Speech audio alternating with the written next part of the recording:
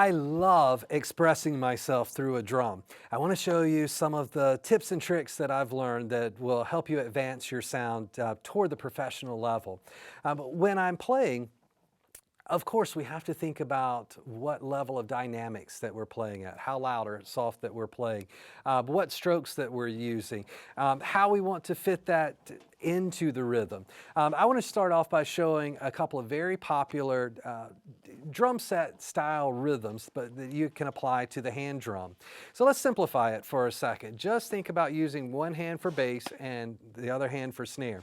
When you hear your favorite rock beat or pop song, it could usually 50-50 push into the beat or relax the beat. Now what I mean by that is if you think about, Queen's classic We Will Rock You song, it's always pushing, it's driving the beat. Boom, boom, bop, boom, boom, bop, bass, bass, snare, bass, bass, snare.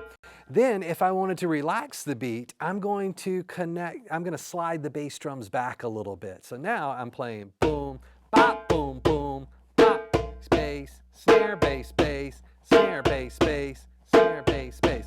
And that's more inspired from the music of Brazil, the bossa nova and the samba rhythms. Now these two can be combined. I could add a push and pull.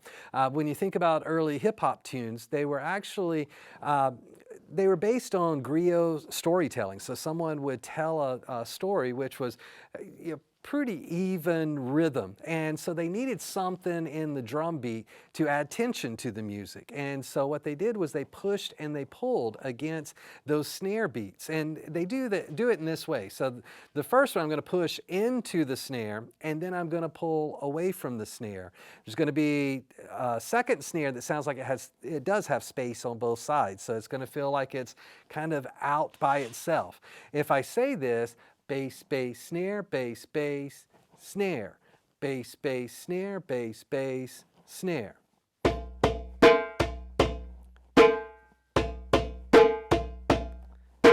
Now, the other way that I could create tension is I could split the basses up in the middle.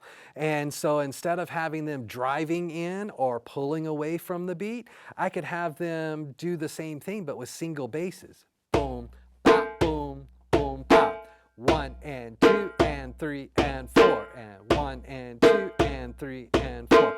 Now you could add so many different types of variations. If I wanted to combine those two, I could go bass, bass, bop, boom, boom, bop, boom, boom, bop, boom, boom, bop. In other words, I could mix and match. I could combine them and do one rhythm and do another rhythm, and then we start to create something called phrasing.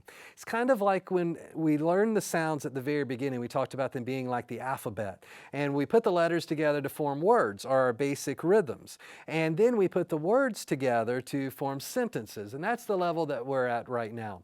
And so in this lesson, I want to show you how we can create the idea of your personal expression. That's your ultimate goal of learning any musical instrument, is to take your thoughts, your ideas, your feelings, your experiences, your emotions, and channel those through the drum to where what you hear come out on the other side sounds musical. And when we think about phrasing, we have things like punctuation at the ends of sentences, and that controls our dynamic level. There's ways that we can play on the drums that sound like a period or sound like a question mark or an exclamation mark. You can control the dynamics. Of course, it depends on musical style. So there's really only a few things that you need to know to play any song. One, how fast is it? What's the tempo? And then really the other thing is it a duple or a triple beat? Everything in music, we were talking about subdivisions in the last lesson, and everything in music breaks down to either a 2-beat or a 3-beat phrase. Then you can add or subtract combinations thereof, and you can come up with all of those subdivisions in between the beat, different ways that you could break it up. So in this case, for our popular rock or pop rhythms, I'm thinking about eighth notes. If I was playing a drum set, if you could just imagine me sitting behind a drum set, usually I'm keeping time on the hi-hat or the ride cymbal. So that's the part it's playing every beat. Then I'm creating the melody or the song between the bass and the snare drum. And that's what I'm doing on the hand drum. So if you could imagine that constant eighth note rhythm, 1 and 2 and 3 and 4 and. Then what I'm playing on the drum is just the bass and the snare parts. So back to that first rhythm, 1 and 2 and 3 and 4 and 1 and 2, it pushes into that last snare beat.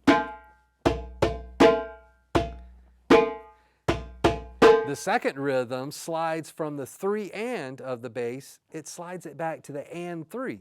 1 and 2 and 3 and 4 and 1 and 2 and 3. Can you still feel that hi-hat?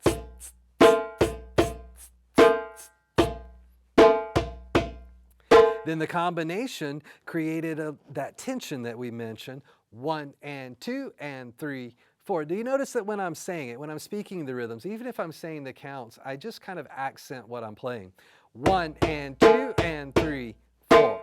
1 and 2 and 3, 4. When you're learning, make sure that you fill in those spaces. It's easy to get a little bit off tempo, or we get excited about that last note.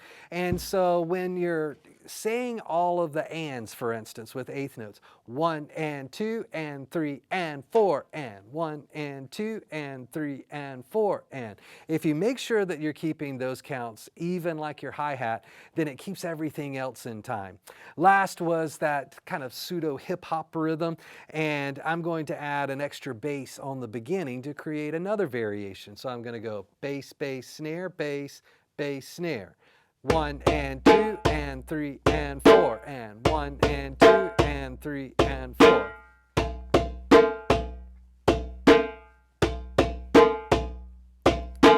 Now, when we start to spice these up, I know you're here because you want to be a professional drummer. You want to sound like a professional drummer. So I'm going to take that basic rhythm and let's sprinkle a little extra spice into it.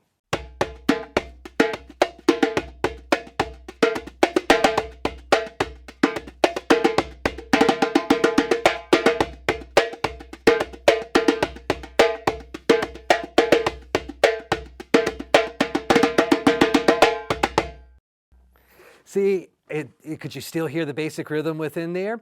And then what you put on top of it is kind of like the icing on the cake. As long as you're keeping the rhythm and never losing your pulse, you can add or subtract anything that you want with the subdivisions. And we'll get into a little deeper interpretation or analyzation of the subdivisions as we go through some of these rhythms.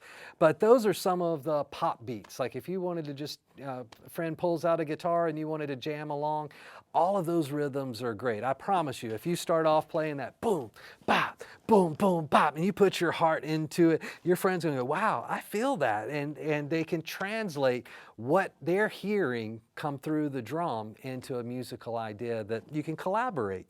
And this is how you learn to play well with others. I'm Jeff Holland. I do try to always play well with others. Like and subscribe to the videos and hit that notification bell so you can know when a new one comes out. Thanks for watching.